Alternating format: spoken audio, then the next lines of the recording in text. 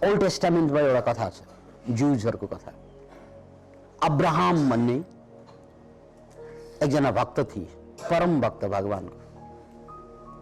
उनको एउटै मात्र छोरो, श्रीमती मरिसकेकोली, एउटै मात्र छोरो, एक्लो छोरो।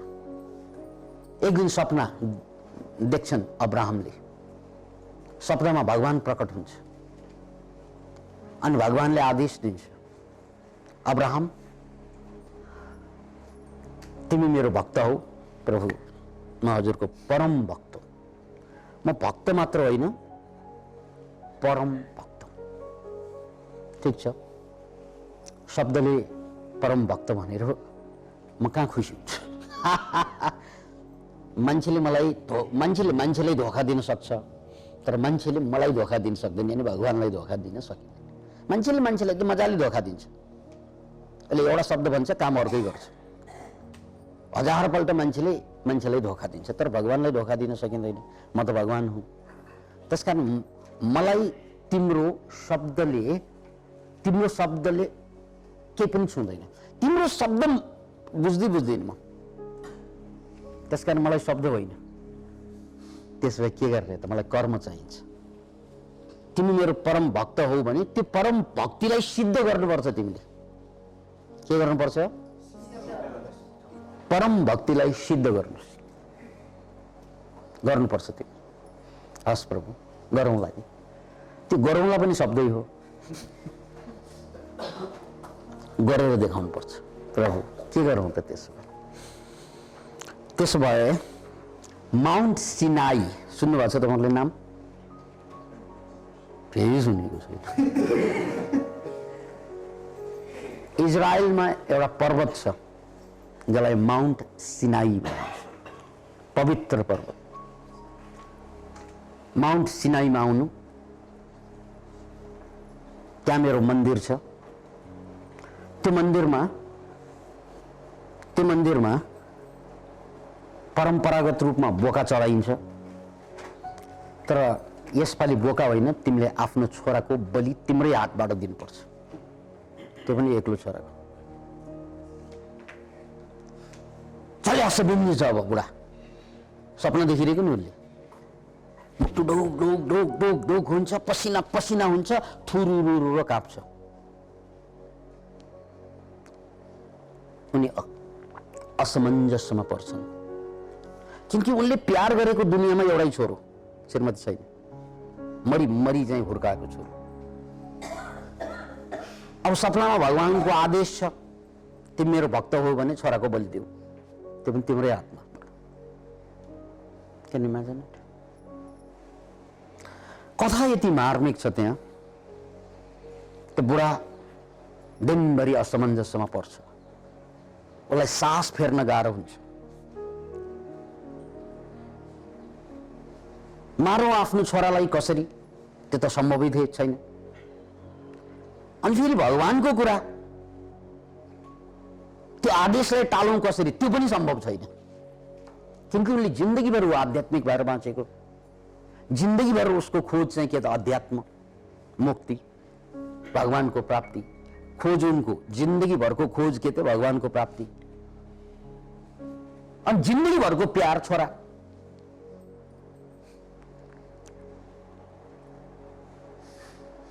हेर्नुहोस् है, जिन्दगीभरको उनको पुँजी भनेको छोरा, तर खोज उनको फेरि भगवान। अब उसले त्यो भगवानको लागि यो उसको जिन्दगीभरको पुँजी, प्यारको पुँजी, प्यारको धरोहर, छोराको गर्दन काट्नु पर्ने छोराले आफैले। त्यो अनि असमञ्जसमा पर्छ, दिनभरि बेला बेला रुन्छ, चिचाउँछ, कराउँछ, पागल जस्तो हुन्छ। अन्ततः उसले डिसिजन गर्छ, मैले छोराको बलिदान दिनै पर्छ मैले। किनभने छोरा भनेको पनि त उसैको कारणले भएको हो नि, होइन र? जन्मैले त मैले छोरा ल्याएको होइन, त्यो पनि त त्यो परमात्माकै कृपा स्वरूप या प्रकृतिकै नियम स्वरूप मैले छोरा छोरी पाएको हो। त्यसकारण यो जन्मेको पनि उनको कारणले, त्यसकारण यसलाई बचाएर उसलाई नाखुस पार्न त भएन मैले। त्यो निर्णयमा पुग्छ, ल जाऊ बाबु छोरालाई उठाउँछ, आज हामी माउन्ट सिनाईमा जाने। ए हो र पापा, तर खुसी हुन्छ बच्चा। बच्चा न हो, ऊ जति खुसी हुन्छ आगो सल्किन्छ त्यहाँ, पीडाको पराकाष्ठा। ए माथि जाने हो पापा, अनि त्यसमा त बोका सोका पनि त चढाउनु पर्छ होला नि भन्छ। पर्छ छोरा पर्छ, अनि खोइ नि बोका पापा, खै बच्चा हो, भगवानले पठाउँछ नि बाबा, ल जाउँ। हास हास हास, ए बाटैमा होला होइन पापा, बोका बाटैमा होला होइन पापा, ल जाउँ जाउँ जाउँ भन्छ। ए छोरा कति खुसी हुन्छ, जति जति छोरा खुसी हुन्छ उसलाई भित्रैदेखि आगोको मुस्लो उठे जस्तो हुन्छ, गाह्रो हुन्छ है। अनि त्यसपछि एउटा डोरी समाउँछ बाउ चाहिँले, अब डोरीले बाँध्नु पर्यो बोकालाई त। अब बोका फेरि छोरा त्यहाँ गर्दन काट्नु छ उसको, छोरा पनि लिन्छ, छोरा उड्याउँछ लिन्छ, यो सबै कुरा छोराले हेरिरहेको हुन्छ होइन।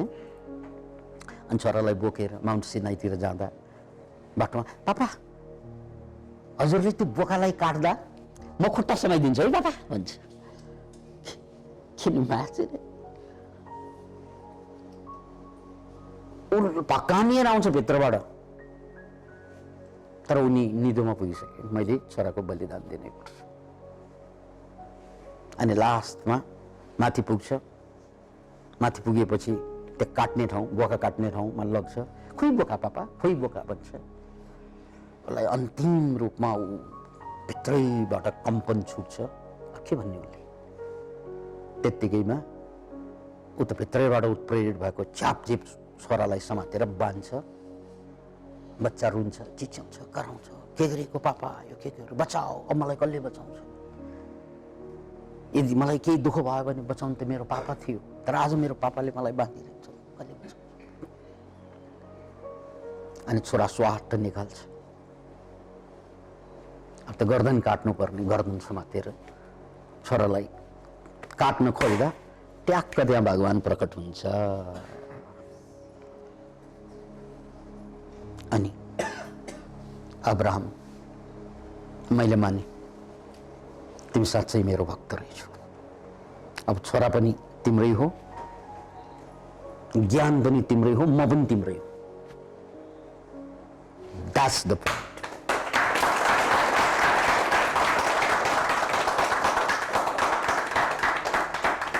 अब हाम्रो भाषामा, अहिलेको वैज्ञानिक भाषामा, त्यही दिनमा उनी ट्रान्सफर्म भए, उनको ब्रेन चाहिँ कचाकुचुक परेको ब्रेन त्यही दिनबाट फुकिन चाहिँ सुरु भयो विज्ञानको हिसाबले। तर ज्ञानको हिसाबले त्यही दिनमा ऊ सबै दुःख दर्द समस्याबाट मुक्त भयो हो। त्यसकारण जबसम्म हामीले त्यागको पराकाष्ठामा जान सक्दैनौँ तबसम्म के पनि हुनेवाला छैन जीवनमा। कुछ खोकर पाना है, कुछ पाकर खोना है, जीवन का मतलब तो आना और जाना है। त्यसैले हामी खोज्नु त ठुली कुरा खोज्छौँ, तर एउटा सानो कुरा पनि छोड्न तयार हुँदैन। त्यसकारण यो मान्छे कहिले पनि सुध्रिँदैन, कहिले पनि सुध्रिँदैन, ऊ छोड्न तयार छैन। मैले तपाईँहरूलाई उदाहरण त्यही दिएको, यो श्वास छ नि, श्वास, एउटा श्वास छिरेन भने हामी यही बेला मर्छौँ। एउटा श्वास हामीले तान्न सकेन भने त्यो श्वास तान्न नसकेको दिन हाम्रो लागि अन्तिम दिन, अन्तिम क्षण हुन्छ, हो होइन? एउटा श्वास तान्न नसकेको क्षण, अन्तिम क्षण, अन्तिम दिन हुन्छ। त्यो श्वास भित्र पसिरहनको लागि पनि एउटा अर्को भित्र पसेको श्वास फाल्नु पर्छ कि पर्दैन? फालेन भने के हुन्छ? अर्को पस्दैन। That's the point. सेम यो पुरानो जिन्दगीको मोह त्याग्न सकेन भने नयाँ जिन्दगी मरे नि पस्दैन। कसरी पस्छ? अझ मान्छे नबदलिनुको कारण त्यो, मान्छे नबदलिनुको कारण त्यही हो।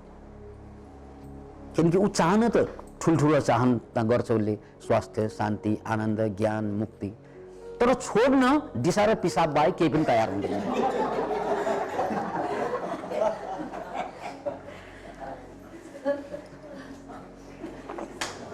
हो होइन? This is the problem. त्यसकारण अब्राहमलाई, त्यो अब्राहमको कथालाई साक्षी राखेर बुझ्नुस्, जीवन बदल्नु छ भने त्याग चाहिन्छ।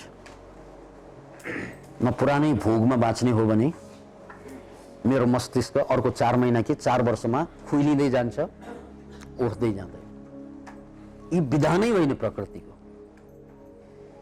जस्तै मैले तपाईसँग अहिले यो संवाद गरिरहेको छु, ज्ञानका कुरा गरिरहेको छु, तर यसको लागि तपाईहरुले मेरो इतिहासमा गएर हेर्ने हो भने म नेपालको एउटा प्रोफेसनल आर्टिस्टको रूपमा इस्टाब्लिश भइसकेको मान्छे, आर्टिस्ट भएर रसिया बसेको मान्छे। तर जब मलाई चाहिँ यो ज्ञानको प्यास जाग्यो, त्यो पैसो, नाम सबै कमाइसकेको मान्छे सबै छोडेर इन्डियामा 200 रुपैयाँ लिएर 6 वर्ष बसेको मान्छे। किन म्याचन? अब यहाँ सबै सुविधा पाएको मैले धन कमाइरहेको, नाम कमाइरहेको, शानदारको जिन्दगी थियो। तर इन्डियामा घाट घाटमा चाहिँ सुती, मन्दिर मन्दिरमा सुती, जंगल जंगलमा सुती, गुफा गुफामा बसी। त्यो सबै कुरा नगरेको भए आज म यहाँहरुसँग यसरी शेयरिङ गर्ने समय आउँदैन थियो, यो टिचिङ आउँदैन थियो। त्यसकारण कोही पनि मान्छेले कति ठूलो कुरा प्राप्त गर्छ भन्ने कुरा उसले कति ठूलो कुरा त्याग्छ भन्ने कुरामा निर्भर हुन्छ।